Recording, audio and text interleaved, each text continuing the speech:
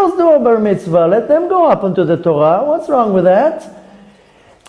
The society of today is infected by this choshech, by this darkness of the klipa of Yavan. That a lot of places, even in the United States and even in many other countries, practice your religion, but don't connect it to the Kadosh Baruch Hu. Do what you need to do. We're not going to interfere. But separate it from Hashem. This is the Ashkicham Toratecha, is to take the purity of the Torah and to make it impure. And this is so to say, a disease in our generation, that a lot of places, a lot of countries, a lot of people will tell you, keep the Torah, but make the Torah impure. Make the Torah not connected to the Kadosh Baruch Hu. Forget about popular, make it impure.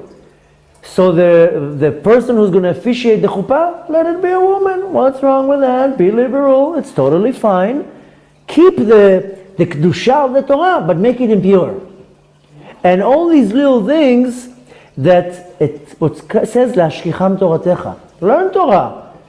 You know, the Israeli government, they learned, excuse me? Keep the rituals of the Torah, but make it impure. No. Exactly. Taking the ritual of the Torah, but making it impure. You know, I was invited to speak in a school somewhere, and I was shocked that the girls were in the minyan all wearing tefillin with the men. That's where I was in. Doesn't matter. I was invited to speak there. Excuse me? No, in America. And it's not so far away from this country, by the way. I mean, just see what the women of the Kotel, what they do. It's just to provoke. They're not, the reality is that if you look at these ladies, B'ezrat Hashem, they will do tshuva, and I constantly, first of all, half of them are not even Jewish. It's just to provoke an argument. And I guarantee to you that if you follow these ladies to their homes, neither one of them is keeping kosher in their home, or honoring the Shabbat, or doing family purity. Suddenly, once a month, they're very holy, and they go and read out of the Torah and they wear tefillin. I guarantee to you that 90% of the tefillin, if you open it, there's not even a klaf in there. It's just to provoke an argument, and to come and to take something holy and to make it impure. So this is what I'm talking about, and in many other ways. And you know, I know rabbis in the United States, I don't know if to call them rabbis, but they give restaurants a kosher certification, and the restaurant is completely not kosher. The restaurant is open on Shabbat, there's no mashgiach there, the non-Jew opens the fires, but it says in big letters, kosher. And I have a lecture online that it's called, Are Kosher Restaurants Real Kosher?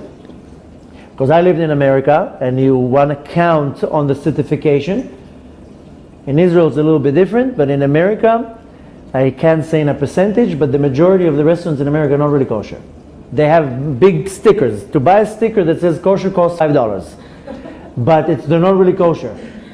And I always give the same example, that my in-laws, they live in Philadelphia, and every time that we went to visit my in-laws, you know, we couldn't eat in their home, so we went out to a restaurant, and one time my mother-in-law, she takes us to a restaurant, and I tell her, is it kosher? Of course it's kosher.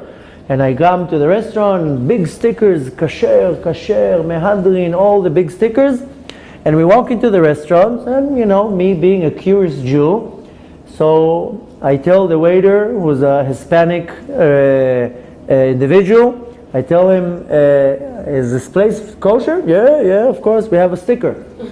And I was like, is there a mashgiach here? He tells me, what? I told him, in the kitchen, a rabbi. He's like, go to the kitchen, I don't know what you're talking about. So I go to the kitchen, and all the cooks, of course, are non-Jewish cooks, and I tell one of them, is there a mashgiach here? They're like, what? I told him, a rabbi? He tells, no, the rabbi comes here once a year, once a month. Sometimes he comes here. I says, okay, so there's nobody in the kitchen. So he tells me no. So I tell the cook, who lights the fire, who opens the stove? He tells me sometimes Jose, sometimes Miguel. Tells him, but no rabbi starts the fire? He tells me no. Told him, the owner of the restaurant? No, he comes in the afternoon. So I told him, when I want to order now an omelette, I'm not talking about a meat restaurant. I want to order scrambled eggs. When you break the egg, you check the egg to see if there's maybe some blood in there? No, who cares? Check. Do you check the lettuce to see if there's bugs in there? No.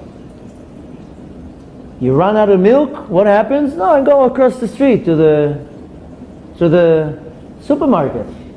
So I told him, so what's kosher here? So he pulls out products from the shelf. See, it says OU. I told him, who cares if the product is kosher? But the kitchen is not kosher. And I tell him, when you open on Motzei Shabbat, no, we're not open on Shabbat. I told him, so what time are you open? No, we come 3 hours before to warm everything up and to start everything and to clean. So the bottom line was that the restaurant is not kosher. It had beautiful stickers, very fancy stickers, and some rabbi who, I don't know who actually, if he's really a rabbi or not, gives a certification to this place. So a very simple person walks in, sees big letter says kosher, sits down and eats.